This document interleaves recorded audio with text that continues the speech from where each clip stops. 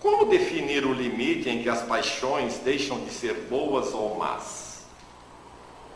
As paixões são como um cavalo que é útil quando está dominado e que é perigoso quando ele é que domina.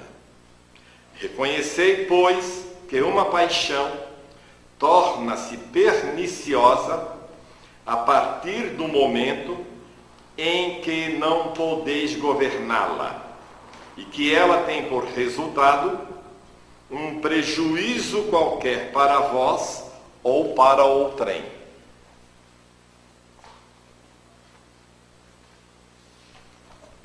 E aí a gente escuta no meio religioso a paixão de... Que paixão é essa? Então me antecipei a você. Não é interessante?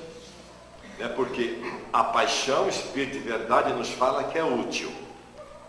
Entretanto, se nós estivermos no controle dela, se nós não estivermos no controle dela, ela será perniciosa. Não tem gente por aí que mata porque estava por demais apaixonado. Mas e a paixão de Cristo? O que tem que ver uma coisa com a outra? A paixão de Cristo, porque a paixão de Cristo é alguém que morreu por algo. E a paixão que nós estamos mais habituados a lidar no meio social é a paixão que dá direito ao outro matar outrem. Não é curioso isso? Isto por quê? Porque Jesus agiu de acordo com o sentido exato da palavra paixão. Porque se você for buscar o sentido etimológico da palavra paixão, se você for na raiz da palavra paixão, é uma palavra latina que tem como significado exato a capacidade do ser se dispor ao sofrimento. Aí você vai dar proporção dele por algo, por um objetivo, por uma causa. Jesus, por muito nos amar, deu para entender? Jesus, por muito nos amar, paixão de Cristo, amar a humanidade, por amor à humanidade, ele foi até o limite que todos nós sabemos que foi. Então, se a sua paixão por algo ou por alguém for no sentido de admitir o seu sacrifício em favor ou da coisa em si, ou da pessoa que você dirige esse sentimento, ela estará sendo empregada da forma correta. Caso contrário, é pura e simplesmente egoísmo da pessoa. Porque eu não vivo sem você, você é o ar que eu respiro. Isso não é paixão. Isso é qualquer outra coisa, menos paixão. Então não pode levar a paixão no sentido de posse. Jamais. É um egoísmo. O termo degenerou de uma tal forma ao longo da história que a paixão confunde-se com o sentimento de posse. Quer dizer, ele perdeu totalmente o seu sentido original. E chega até nós, porque tem muita gente que trata o seu semelhante, trata o objeto da sua paixão como algo de sua propriedade. E o outro, ou o objeto, tem que agir em conformidade com a minha paixão. Então, muitas pessoas confundem paixão com amor. Sim, nada a ver uma coisa com a outra. A não ser que a criatura esteja amando no sentido exato do termo. Porque só quem ama se concentra na felicidade do ser amado. O apaixonado, no sentido ao qual o termo chegou em nós, ele se preocupa somente com a sua felicidade. Então a paixão controlada, ela pode chegar ao amor. Na verdade, se nós estivermos falando de paixão no sentido exato do termo, o sentido primitivo do termo, paixão e amor se confundem. Então ela não pode se tornar amor. Ela se confunde, é como se uma fosse a outra. Porque Jesus, por muito nos amar, a paixão de Jesus por nós era tamanha que ele se dispôs a ir até o extremo.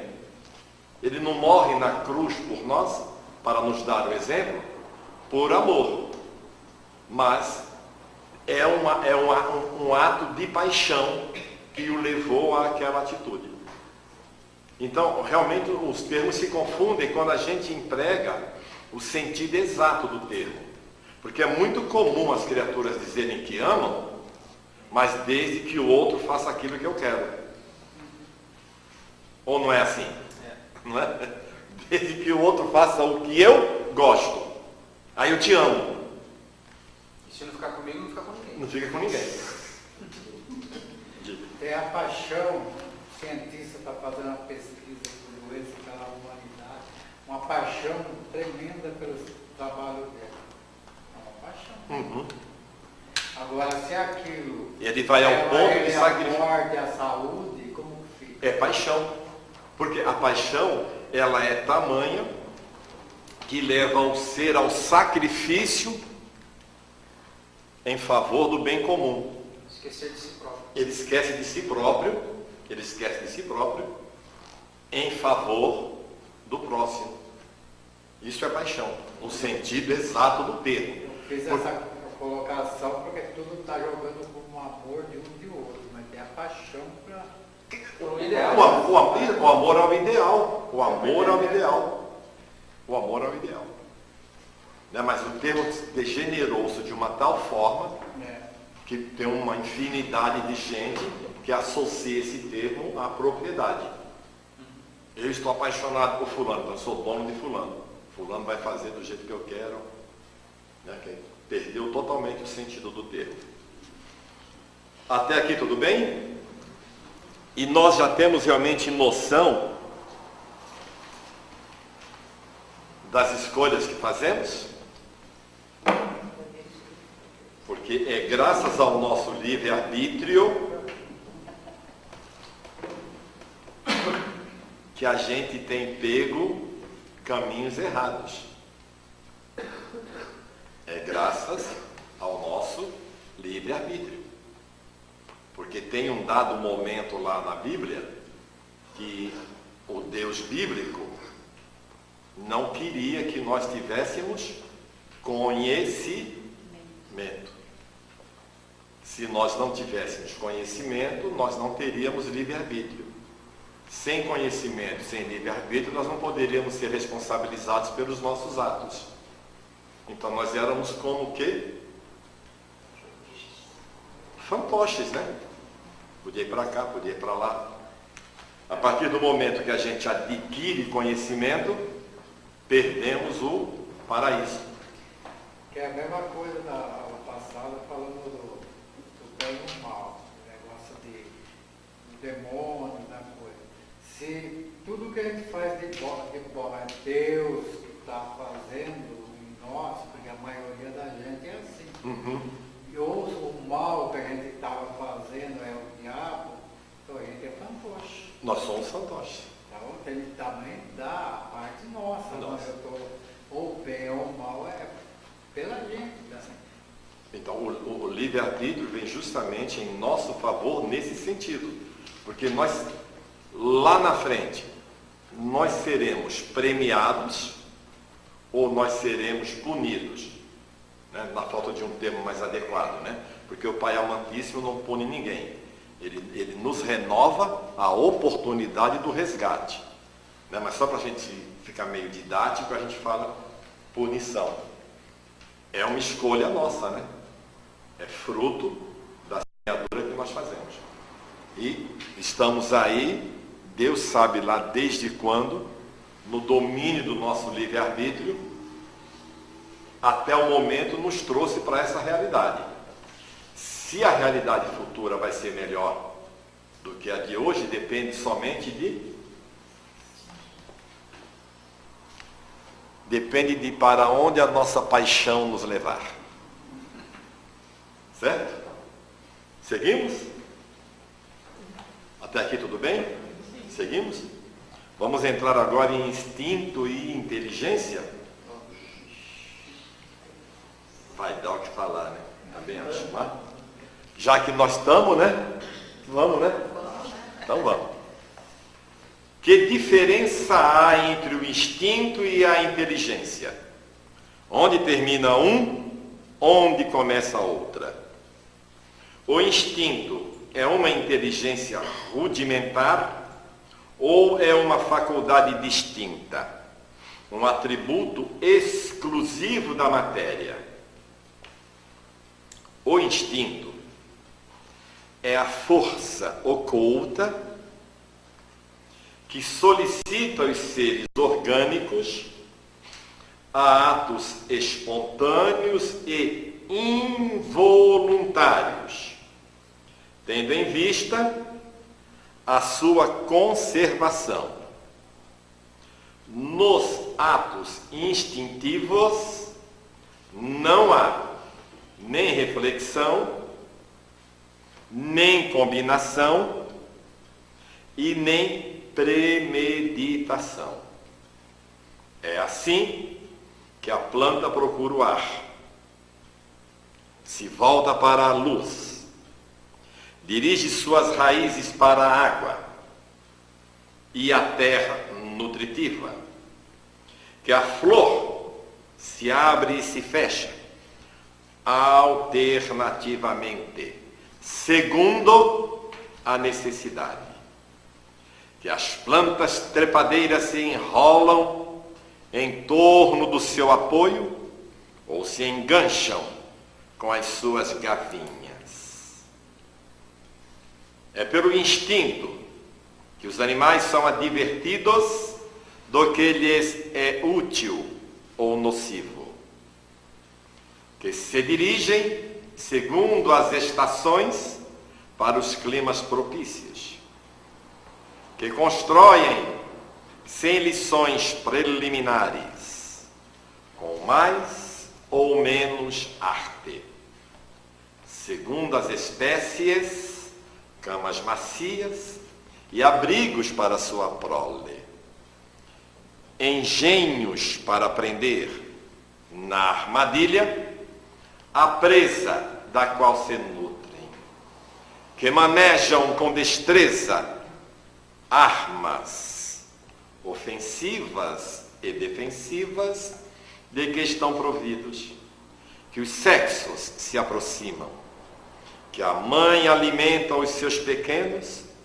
e que estes procuram o seio da mãe. Entre os humanos, o instinto domina exclusivamente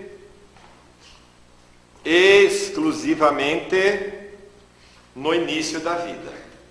É pelo instinto que a criança faz os seus primeiros movimentos, que agarra ao seu alimento, que grita para exprimir as suas necessidades, que imita o som da voz, que ensaia falar e andar. No próprio adulto, certos atos são instintivos. Tais são os movimentos espontâneos para evitar um perigo, para se afastar de um risco, para manter o equilíbrio. Tais são ainda o pestanejo das pálpebras, para atenuar o clarão da luz, a abertura maquinal da boca, para respirar, etc.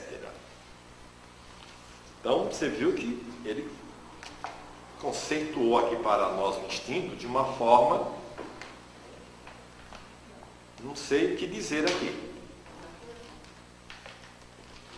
Ficou alguma dúvida? Temos? Qual o Então, maior assim, instinto que a gente tem? O maior instinto? Não sei.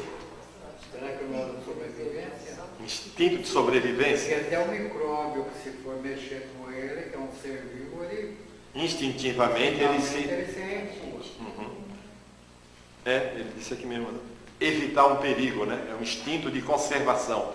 Porque muitas vezes a turma fala, mas está falando, muitas vezes faz as coisas com instinto de conservação, faz tudo, vai, no modo que se fala.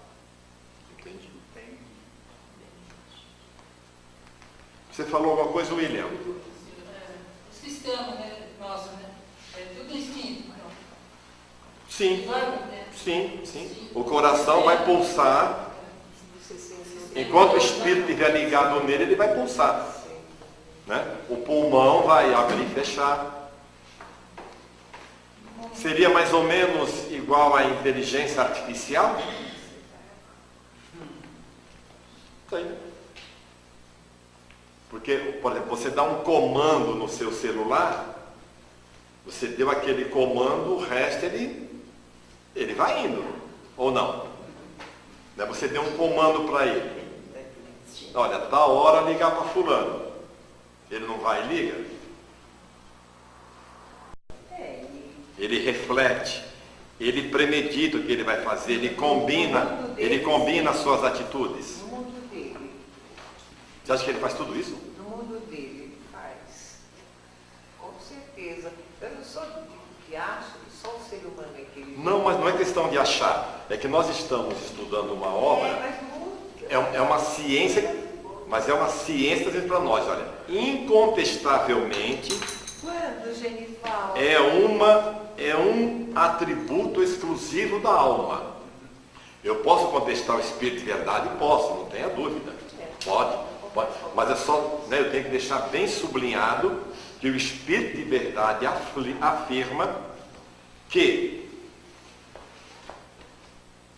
a inteligência que se revela por atos voluntários, refletidos, premeditados, combinados segundo a oportunidade das circunstâncias, está dito assim.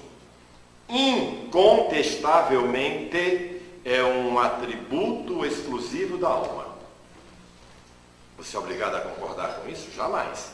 Mas é o que o Espírito de verdade nos esclarece. E ele continua dizendo: todo ato maquinal é instintivo. Aquele que denota a reflexão, a combinação, uma deliberação, é inteligente. Um é livre, o outro não o é. Por exemplo, quem mandou você vir aqui hoje? Quem foi que mandou? Com a paixão? Então foi um ato deliberado. Foi deliberado. Eu vou e eu vou. Ninguém precisou mandar. Tá certo?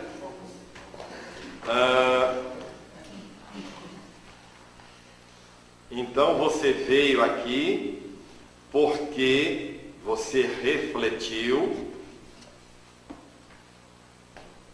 fez uma combinação de atos, de situações que permitiu que você aqui estivesse. Ou você veio instintivamente? Está dando para entender? Por exemplo, teve gente que ficou agoniado porque, ai meu Deus, esse trânsito, será que eu vou chegar em casa em tempo de fazer uma boquinha para ir lá no estudo? Ou não foi assim? A gente se programou, né? A gente se programa. A gente se programa. Isto é um atributo da inteligência. Então você decide o que você vai fazer. Porque se você também dissesse, hoje eu não vou assistir o replay do jogo do Brasil com não sei quem. Esse aí vai querendo sofrer, né? Mas você poderia ou não poderia fazer isso? Até às 18h30 eu ia vir. Até as 8h30 não ia vir. Mas você, conseguiu criar uma situação. Aconteceu alguma coisa? Não tem outras obrigações. Então você refletiu, teve uma combinação de atos que permitiu que você aqui O mais estivesse. importante era vir aqui, né? E é assim que tem que ser a nossa vida. Você escolheu vir. Você escolheu vir. É o certo. Eu escolhi vir. É diferente daquele ser que, graças à sua inteligência artificial, graças ao seu instinto, ele sabe por eventos que escapa a nós, ele é dotado de sensores para isso, ele sabe que está na hora de bater voos, levantar voos para o outro continente. Porque aqui vai faltar alimento, a temperatura vai cair, aí o que as andorinhas fazem? Sai de um continente para outro. Por quê? Porque o instinto está dizendo para elas que aquela situação vai começar a se transformar. Elas precisam, para encontrar a situação que lhes é favorável, elas têm que levantar voo e elas têm sensores, porque elas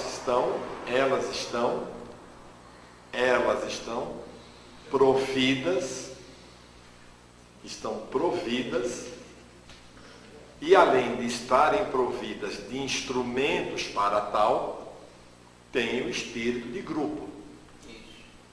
Ainda tem o espírito de grupo, a alma coletiva. Então, no momento que você é uma individualidade, você tem um anjo de guarda, que não diz o que você tem que fazer. Ele te alerta. Vai quebrar a cara. E quantas vezes nós não quebra?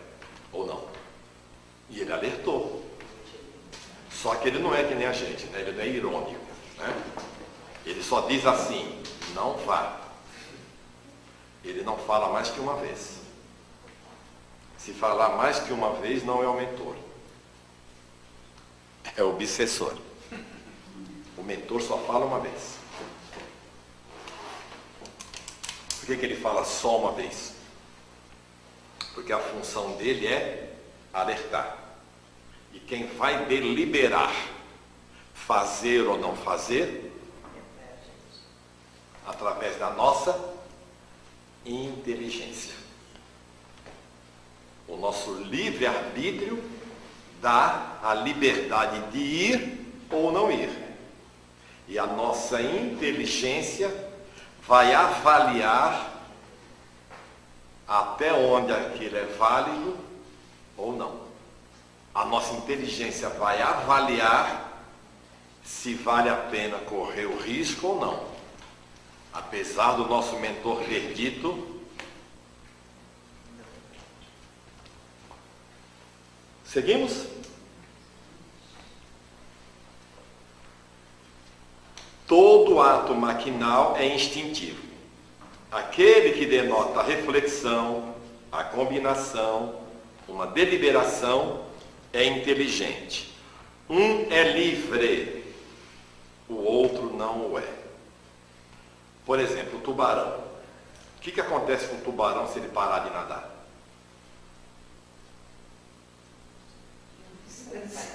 Não, ele morre.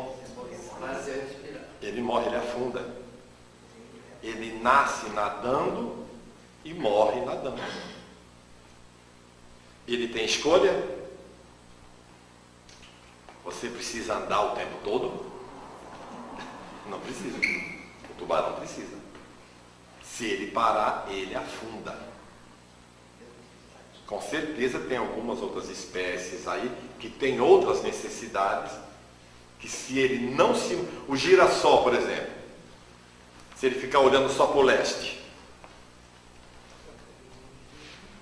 ele morre. Então ele,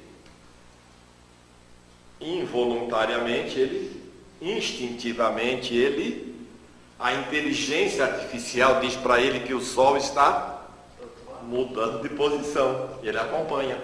Quando não tem sol, um olha pro outro, para jogar energia. Eles viram o outro. Isto é instinto. Aí o ser humano faz o quê? Falta o sol, vou ficar no escuro. Eu não. Thomas Edison fez o quê por nós? Antes dele, né? Tudo bem, a gente vai no lampião, vai na vela, mas deu para entender? Nós, antigamente, olha, vamos visitar o titio e a titia lá em Pernambuco? Vamos. Quantos dias de caminhada? Quantos dias de caminhada fazemos nós ideia? Hoje a gente gasta quanto tempo para ir até o Japão? Inteligência. Inteligência. A gente muda totalmente a realidade, tanto física, material, quanto moral, filosófica, social. Isto é inteligência. Atributo da alma. Da alma. Segundo o Espírito de verdade, incontestavelmente. Não significa dizer que você não pode contestar. Pode sim, mas ele coloca nesses termos. O instinto é um guia seguro, que jamais se engana. A inteligência, só pelo fato de ser livre, por vezes, está sujeita a erro. O instinto nunca se engana. Vamos pegar um exemplo prático? Vamos? Instinto de sobrevivência. Você foi convidada para tomar um chá na casa desse casal. Eba. E eles vão servir para você deferência à sua pessoa, num jogo de xícaras chinesa de 5.000 anos. Chique, hein? Chique, hein? A Janete tira o bule de chá chinês de cima do fogão, enche a sua xícara e você, distraída, conversando com Jura, não se apercebe que o chá ainda está borbulhando. Você pega a xícara e leva para a boca. O que o instinto fala? O que o instinto fala? Mas e quanto custa essa xícara de 5.000 anos? Você vai me matar. Deu para entender? Deu para entender? O instinto vai dizer, larga. A inteligência vai dizer, menina, essa xícara, o teu carro não paga. Eu não achei que era assim. A inteligência nessa hora. A inteligência... Então, por isso que a inteligência é falha em certas horas. O instinto nunca falha. O instinto nunca falha. O instinto vai te levar sempre para a proteção da sobrevivência, para a manutenção do seu bem-estar. Se ela é inteligente, ela vai queimar o todinho, né? Mas aí foi prejudicial, entendeu? A diferença entre instinto e inteligência. Temos que fazer essa diferenciação. Se a gente souber fazer uso do instinto, nós vamos se dar bem. Nós vamos se dar bem. Se não soubermos, porque quem age só no instinto, perdeu o bonde da história. Perdeu o bonde da história. Perdeu o bonde da história. Imagina aqueles homens que vivem em nações em que a mulher tem que ficar coberta o tempo todo. A mulher fica coberta, inclusive, no momento da relação. Ele não vê, ele fica imaginando como seja. Imagina o que não deve ficar pululando na cabeça dessas criaturas, né? As imagens, talvez, que eles fiquem criando. Aí vem 4, 5, 6, 10, 15, 20 homens desse fazer uma obra a serviço aqui no Brasil. Haja inteligência, né? Ou não? haja inteligência. Deu para entender? Então, às vezes o instinto a gente tem que fazer um esforço para manter o danadinho sob controle. Porque senão ele coloca a gente em fria. Imagina quebrar uma xícara de 5.000 anos. Não, por isso que eu falei, eu tinha que usar a inteligência. Tem que usar a inteligência. Se o ato instintivo não tem o caráter do ato inteligente, apesar disso, revela uma causa inteligente, essencialmente previdente. Se admite que o instinto tem a sua fonte na matéria, é preciso admitir que a matéria é inteligente. Seguramente. Mesmo mais inteligente e previdente do que a alma.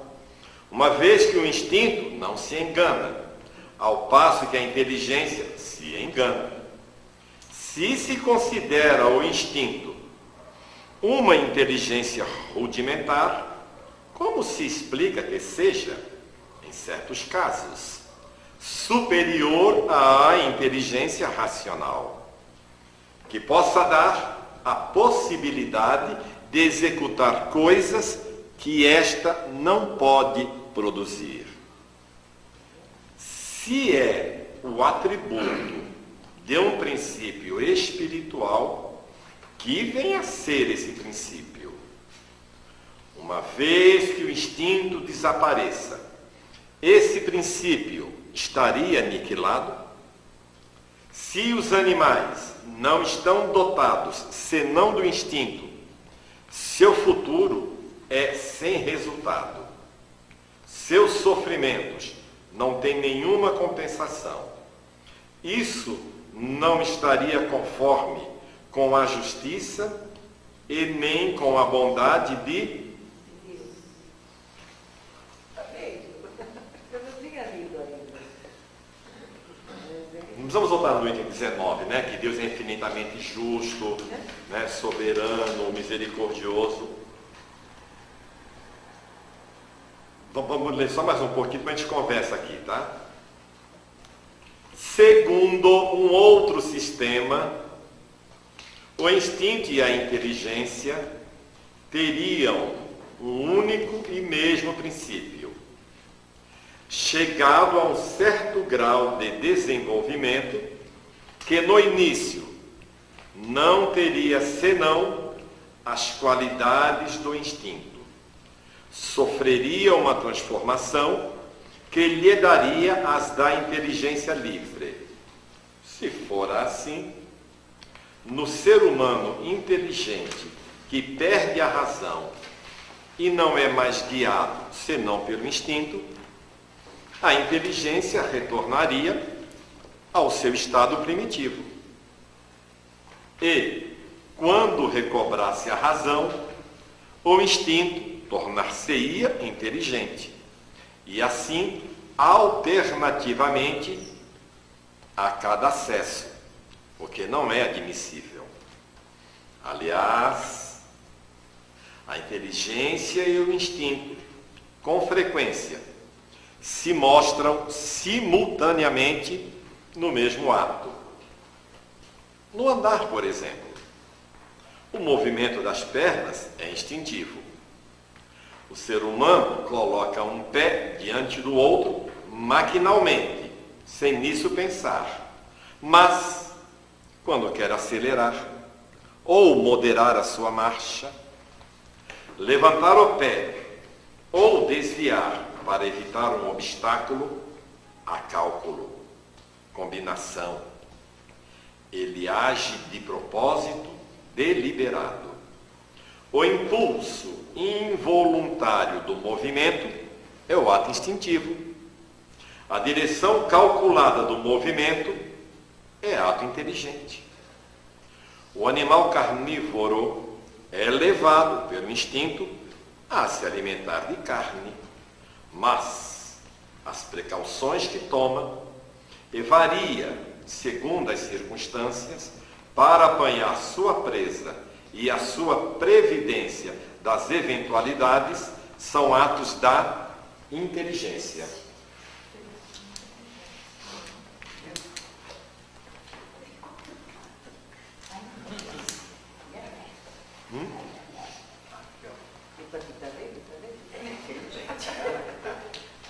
Não percamos de vista que nós estamos falando ainda de sistemas, né? Daqui a pouco a gente chega no fechamento.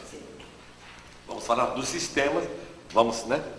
Nos apoderando dos sistemas que ele está nos apresentando e vamos ver depois o que vai ser de conclusão para nós. Aí você que vai falar bem feito. Não serei eu. Não. Eu não falo isso nunca, Sofia. Ai, meu Deus. Falar isso não. Gente, é que nem até os animais, né? Eles têm que nem o instinto de sobrevivência. Sim. Porque a gente vê que os cachorros, quando eles não estão bons, eles vão lá e pegam o matinho para comer, né? Certo. Se pôr o matinho para ele comer e uma planta venenosa, ele não vai no veneno, né? Exatamente. Ele vai na plantinha que ele sabe que... Então é o instinto Vai. já deles, né? Que vem com eles, né? por instinto.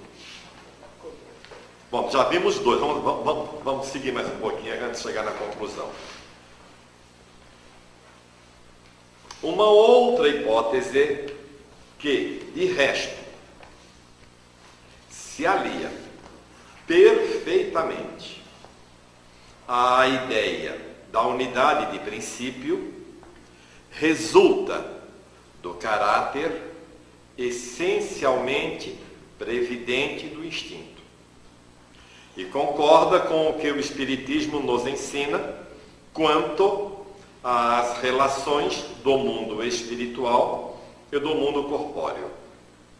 Sabe-se agora que os espíritos desencarnados têm por missão velar pelos encarnados, dos quais são os protetores e os guias, que os envolvem com seus eflúvios fluídicos, que o ser humano frequentemente age de modo inconsciente sob a ação desses eflúvios.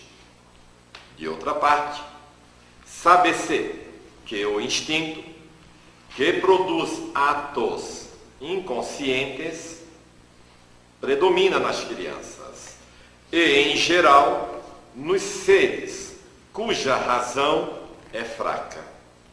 Ora, segundo essa hipótese, o instinto não seria um atributo nem da alma, nem da matéria. Não pertenceria ao próprio ser vivo, mas seria um efeito da ação direta dos protetores invisíveis, que supririam a imperfeição da inteligência, provocando eles mesmos os atos inconscientes necessários à conservação do ser. Seria como a andadeira, com a ajuda da qual se sustém a criança que ainda não sabe andar. Mas, do mesmo modo que se suprime gradualmente o uso de andadeira, à medida que a criança se sustém sozinha, os espíritos protetores deixam entregues a si mesmos os seus protegidos, à medida que estes podem se guiar por sua própria inteligência. Assim, o instinto, longe de ser o produto de uma inteligência rudimentar e incompleta, seria o resultado de uma inteligência estranha na plenitude da sua força. Inteligência protetora, suprindo a insuficiência, seja de uma inteligência mais jovem, que levaria a fazer inconscientemente para o seu bem o que essa fosse incapaz de fazer por si mesma, seja de uma inteligência madura, mas momentaneamente entravada no uso das suas faculdades, assim como ocorre no ser humano na infância, e nos casos de idiotia, e afecções mentais. Diz-se, proverbialmente, que há um Deus para as crianças, os loucos e os alcoólatras. Por que esse Deus não entrando no mundo? Como é que? É assim na sequência, nunca notei. Ah, tá. Me parece que é. Esse ditado é mais verdadeiro do que se crê. Esse Deus não é outro que o Espírito protetor que vela pelo ser incapaz de se proteger por sua própria razão. Está dando pano para mangas aqui, né? São várias hipóteses. Eu não estou parando para discutir uma por uma, porque isso tem um fechamento, tá? Então não vamos ficar parando. Nesta ordem de ideias, pode-se ir mais longe. Essa teoria, por racional que seja, não resolve todas as dificuldades da questão. Se são observados os efeitos do instinto, nota-se, antes de tudo, uma unidade de vista e de conjunto, uma garantia de resultado que não existem mais desde que o instinto é substituído pela inteligência livre. Além do mais, na apropriação tão perfeita e tão constante de faculdades instintivas, as necessidades de cada espécie, reconhece-se uma profunda sabedoria. Essa unidade de vistas não poderia existir sem a unidade de pensamentos. E a unidade de pensamentos é incompatível com a diversidade das aptidões individuais. Só ela poderia produzir esse conjunto tão perfeitamente harmonioso que prossegue desde a origem dos tempos e em todos os climas com uma regularidade e uma precisão matemáticas, sem jamais falhar. A uniformidade do resultado das faculdades instintivas é um fato característico que implica forçosamente na unidade da causa. Se essa causa fosse inerente a cada individualidade, haveria tantas variedades de instintos quanto há de indivíduos, desde a planta até o ser humano. Um efeito geral, uniforme e constante, deve ter uma causa geral, uniforme e constante. Um efeito que acusa sabedoria e previdência deve ter uma causa sábia e previdente. Ora, uma causa sábia e previdente, sendo necessariamente inteligente, não poderia ser exclusivamente material. Não se encontrando nas criaturas encarnadas e desencarnadas as qualidades necessárias para produzir um tal resultado, será preciso remontar mais alto, quer dizer, ao próprio Criador. Se se reporta à explicação que foi dada sobre a maneira pela qual se pode conceber a ação providencial, que nós lemos lá no capítulo 2, 24,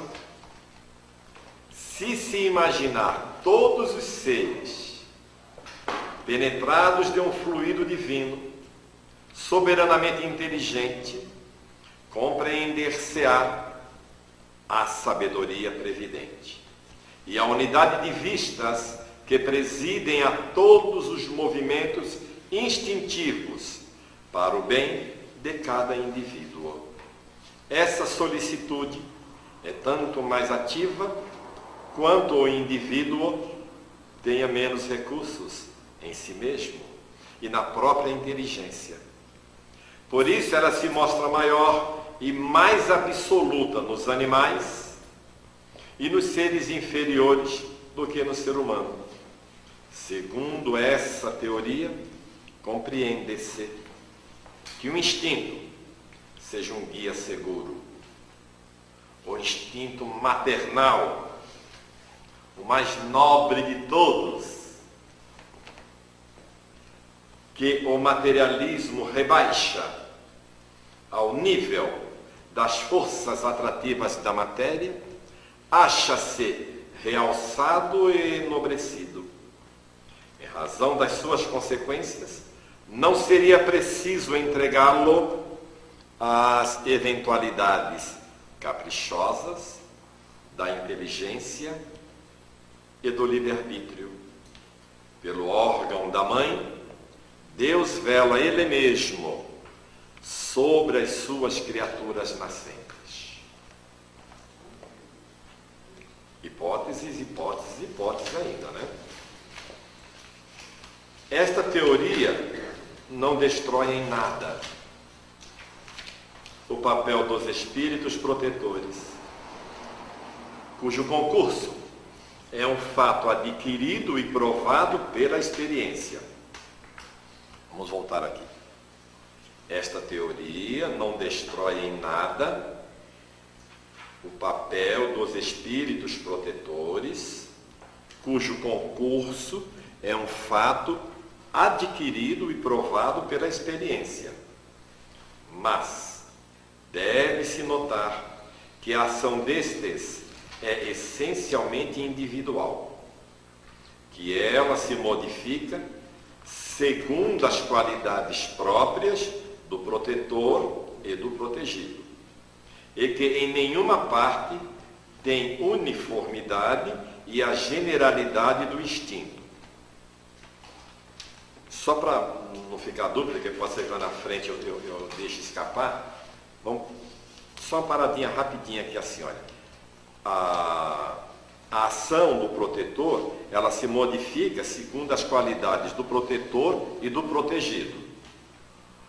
Só para a gente já entender bem essa parte aqui, porque lá na frente eu tenho medo de deixar ela passar em branco.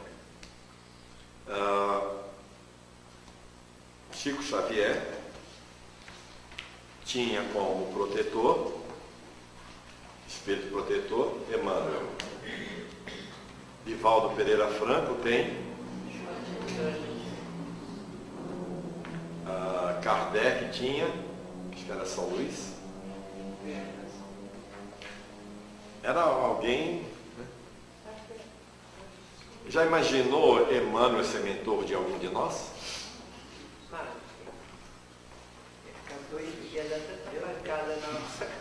Deu para entender aqui? Deu para entender? O máximo é o preto velho. Hã? O máximo é o preto velho. Sem desmerecer, não tivemos a intenção de fazer isso. Porque tem os pretos velhos que, né? Sempre... Mas só para deixar claro que Velho, mas ele não foi muito mais. o anjo de guarda vem na medida da nossa Não, da nossa moral. nossa moral, de acordo com a nossa estatura espiritual. Tá bom assim? Né? Que envolve moral, envolve inteligência. É só para ficar claro isso. Porque até aqui ele está teorizando, mas ele está dizendo que, anteriormente, né, ele termina o último dizendo que Deus cuida das suas criaturas através das mães, certo? Então, o anjo da guarda das crianças, né, em relação a Deus, o anjo da guarda das crianças seria a própria mãe. E nós, enquanto espírito, temos um anjo de guarda na medida da nossa estatura espiritual. Até aqui tudo bem? Deus, em sua sabedoria, conduz Ele mesmo os cegos, mas confia às inteligências livres o cuidado de conduzirem os clarividentes, para deixar a cada um a responsabilidade dos seus atos. A missão dos espíritos protetores é um dever que aceitam voluntariamente e que é para eles um meio de adiantamento segundo a maneira pela qual o cumprem. Então, nós não somos cegos. Nós sabemos, já temos alguma noção do que seja o bem e o mal. Nós temos então a nossa visão aberta. Em alguns momentos surgem algumas dúvidas em nossa vida.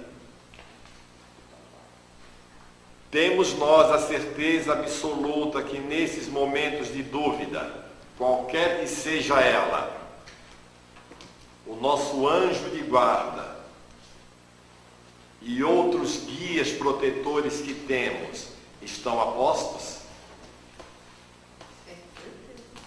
Nós temos essa certeza? E por que a gente erra tanto? Porque a gente tem aqueles espíritos simpáticos, né? Não é só o nosso guia, não é só o nosso mentor. A gente tem outros espíritos que nos têm simpatia, que estão do nosso lado, de vez em quando cutuca para ver se não sai da linha. Não é? Não sei o que eu faço com ela. Porque olha o que está escrito aqui. A missão dos espíritos protetores é um dever que eles aceitam voluntariamente. Não é imposto, ninguém impõe. Eles aceitam voluntariamente. Olha lá, eu vou ser o anjo de guarda da Araci. Tem certeza? Tem. É voluntário. Entendeu? É voluntário. É maravilhoso. Ninguém acorrentou, ninguém. Eu vou. Depois ele quer fugir, mas ele tem mais Aí, tempo, né? cuida. Aí, tá. E que é para eles um meio de adiantamento, segundo a maneira pelo qual o cumprem. Então, eles vão se adiantar, porque entendemos nós que eles vão cumprir direitinho. E nós? Eu tento, Genival, fazer da melhor. Eu sempre penso nisso. Às vezes bem, mal, né? A vontade de fazer mal, não, coitado. Ele vai falir na missão dele. Você pensa nele, não em você. Ele vai falir na missão dele. Se eu começar a escorregar. Então, mas aí é que está. O bacana é que essa ciência nos esclarece que eles não falem nunca. Né? Por quê? Porque é muito legal isso, porque a função deles não é nos salvar. A função deles é dizer, melhor dizendo, é orientativa. É orientativa. Criatura, não fala isso agora. A gente fala. Aí depois que falou, não vai, não compra, não assiste esse programa. E uma infinidade de coisas, né? E a gente, ele está no papel dele, ele está. Inclusive, quando nós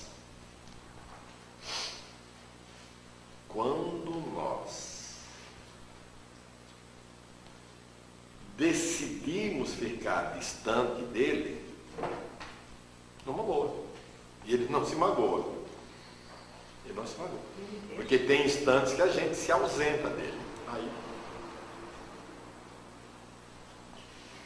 Problema de quem? Nosso mesmo. A gente vai se afundando, e chega uma hora, ele fica como se tivesse só na assistência. Vou ficar aqui. A hora que bater, se der para juntar, eu colo com super bonder. Se não der para colar, porque tem situação que não dá para colar. A criatura sai do corpo direto para as trevas profundas. Não tem como. Não, mas quando a pessoa dá esses deslizes e tudo mais, ele se afasta e não vem socorro para você. Não, porque veja bem, o anjo de guarda, o anjo de guarda ele não corre atrás da gente para a gente não escorregar na casca da banana. Mas ele diz que tem uma casca de banana ali na frente. Porque a decisão última é sempre... Gente, eu olhei aqui para cima e não acreditei. Você também olhou? 9h28, a gente volta. Mas deu para entender, Sofia? Deu. Deu para dizer, ele não vai tirar a casca de banana da frente. Ele não vai fazer isso. Na proteção. Hã? Ele inclui, né? Isso, ele fala, você está correndo, tem uma casca de banana ali na frente. O que você tem que fazer? Essa casca de banana você vai transformar naquilo que você... Entendeu? Aí é você que vai decidir. Então, vou ficar por aqui, vou mudar o caminho, entendeu? A última palavra é sempre nossa. Aí a gente falou bonitinho, escutei. E veio aqui ficar com a gente. Tá vendo? Ela ia fazer coisa feia.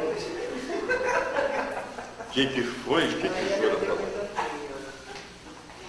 Gente, eu me perdi aqui. Eu li o item 18? Não, né? Não, você vai iniciar o 17. Vou iniciar o 17. Porque a gente vai ter que voltar aqui um pouquinho ainda. Esse tema é... Porque ele deu... ele exige... Vocês tinham que ter acesso primeiro às hipóteses. Aí a gente vai conversar. Porque hipótese é o que não falta. Ele deixou claro aqui pra gente, né? Ele deixou claro lá para frente onde é que está a inteligência. Depois ele falou das hipóteses que existem no meio humano. E no final a gente vai se decidir para onde nós vamos pender. Certo? Isso aqui está interessante. Ele fala em determinados trechinhos aí do livro que eles não tinham na época estudos, eles não tinham recolhido material suficiente para determinar, é tudo hipoteticamente. Então é o que eu penso, isso foi lá atrás. Houve uma evolução, e com essa evolução muitas coisas foram descobertas, entendeu? Inclusive os animais inteligentes, que eles têm alma, que eles têm. Mas a gente volta no assunto, que esse assunto acho que é bem interessante. Dado o adiantado da hora, nós vamos dizer ao nosso amado Mestre Jesus o quanto lhe somos gratos pela bênção de aqui mais uma vez termos podido estar aprendendo com Ele.